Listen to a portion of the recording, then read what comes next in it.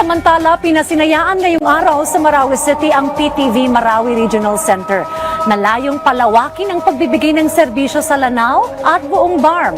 Narito po ang ulat. Ang inyong pambansang TV, narito na sa lungsod ng Marawi sa Lanao del Sur sa BARM.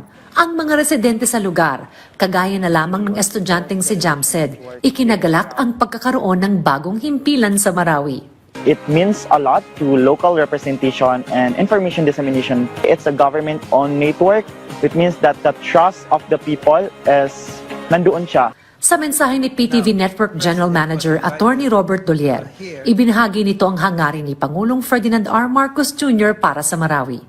The President is one with you in pushing the development of Marawi. He desires to bring the government programs and the news to the people. Ayon naman sa mga LGU officials, isang plataporma ang PTV Marawi para mas isulong pa ang transparency sa information dissemination.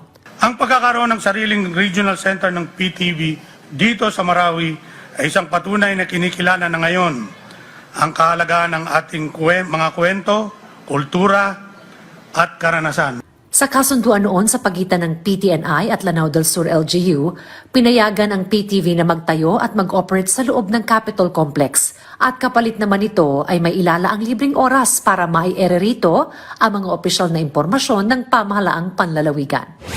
Ang PTV Marawi ay hindi lamang isang bagong himpilang binuksan. Bagkus ito ay magiging daan para mas mapalawak pa ang nararating na mga storya mula sa BARM. Mga storya ng patuloy na pag-unlad, pagbangon at pagkakaisa. Diane Querer para sa Pambansang TV sa Bagong Pilipinas.